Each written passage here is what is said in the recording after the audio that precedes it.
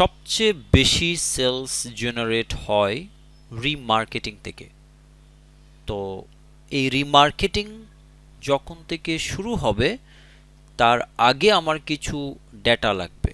সেই ডেটাগুলা পাওয়ার জন্য আমাকে প্রথমেই কিছু অ্যাওয়ারনেস ভিডিও দিয়ে অ্যাড রান করতে হবে। তো এই ব্যাপারগুলো নিয়ে আমি কথা বলবো আজকের ভিডিওতে, যাতে করে আপনি বুঝতে পারেন অ্যাকচুয়ালি কখন থেকে রিটার্গেট বা রিমার্কেটিং ক্যাম্পেইন শুরু করতে হবে। সো রিমার্কেটিং এই ব্যাপারটা হলো এমন একটা সিস্টেম যে একজন মানুষ আমার অ্যাডটা একবার দেখেছে, তাকে আমি বারবার আমার অ্যাডে দেখানোর জন্য, তাকে আমি বারবার যেন আমার অ্যাড দেখাতে পারি, ওই ব্যবস্থাটাই রিমার্কেটিং। লাইক একজন মানুষ আমার প্রতি ইন্টারেস্টেড হলো, তাকে বারবার আমার অ্যাড দেখিয়ে আমার দিকে নিয়ে আসার নামই হচ্ছে রিমার্কেটিং করা বা রিটার্গেটিং অ্যাড রান করা। তো রিটার্গেটিং অ্যাডের জন্য ফেসবুকের ক্ষেত্রে মিনিমাম 1000 একটা ভিডিও ভিউ প্রয়োজন হয়। এখন 1000 ভিডিও ভিউ কয়েক রকমের হয় চিন্তা করেন।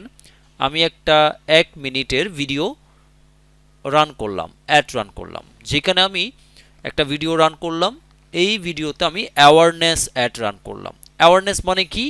ট্রাস্ট বিল্ড করার জন্য, ব্র্যান্ড অ্যাওয়ারনেস তৈরি করার জন্য, প্রোডাক্টের, আমার যে প্রোডাক্ট সেটা কিভাবে একজন মানুষের প্রবলেম সলভ করবে সেইটা নিয়ে আমি একটা ভিডিও বানাইলাম। সেই ভিডিওর আমি আবার 3টা ভেরিয়েশন করলাম। এই 3টা ভেরিয়েশন মানে 3টা video, same kind of video আমি 3টা বানাইলাম, যেখান থেকে একটা উইনিং হইল।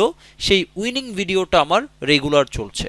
এই রেগুলার চলার সময় এখানে 1 মিনিটের এই ভিডিও, এক্সাম্পল দিচ্ছি, 1 মিনিটের এই ভিডিও দেখা গেল 1 সেকেন্ড করে দেখলো 10,000 মানুষ, 2 সেকেন্ড করে দেখলো 20,000 মানুষ, 10 সেকেন্ড করে দেখলো আমার 5,000 মানুষ।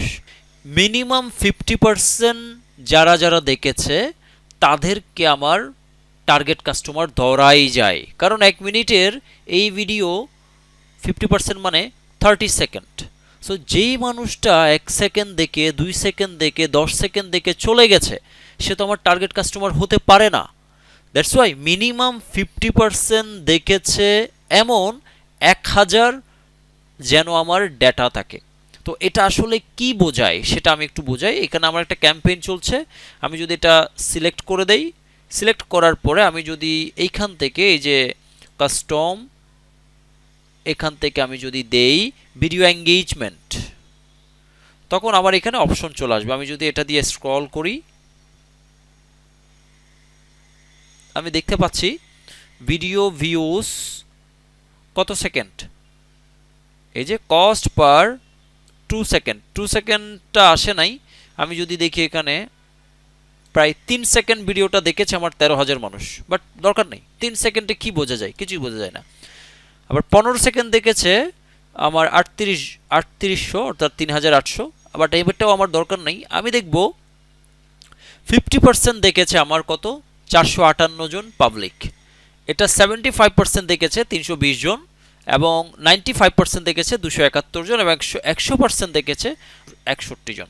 তো আমার মেইনলি হচ্ছে আমার এই ভিডিওটা হচ্ছে মনে করেন 1 মিনিটের, 1 মিনিটের ভিডিওটা আমার দেখেছে 50% দেখেছে আমার 458 জন। যেই পাবলিক আমার 50% ভিডিও দেখেছে সে আমার সুপার সিরিয়াস পারসন। এই মানুষটাকে আমি মূলত রিটার্গেট অ্যাড রান করলে ফাইনালি আমি কিন্তু কি করতে পারবো, ক্লিয়ার করতে পারবো। তো আমার 458 জন হয়েছে, আমার লাগবে মূলত 1000 মিনিমাম। তো এই 1000 যতদিন হবে না ততদিন আমাকে ডলার বাজেট দিয়ে অ্যাড রান করে যেতে হবে, কন্টেন্ট চেঞ্জ করতে হবে, কন্টেন্ট কাজ না করলে কন্টেন্ট বদলাইতে হবে। ফাইনালি আমার মিনিমাম 1000 মানুষ আসলে তারপর থেকে তাদেরকে আমি কি করব, লুক লাইক ক্যাম্পেইন বা আমি রিটার্গেট অ্যাডের দিকে যাব। That's it. সো আশা করছি বুঝতে পেরেছেন। আপনি যে বিজনেস করতেছেন, যেই প্রোডাক্ট নিয়ে কাজ করছেন, যেই মার্কেটারের সাথে কাজ করছেন, আপনার ভিডিও ভিউটা মিনিমাম 1000 হচ্ছে কিনা সেটা জরুরি। 1000 হওয়ার পরে গিয়ে এটা আমরা রিটার্গেট অ্যাডের দিকে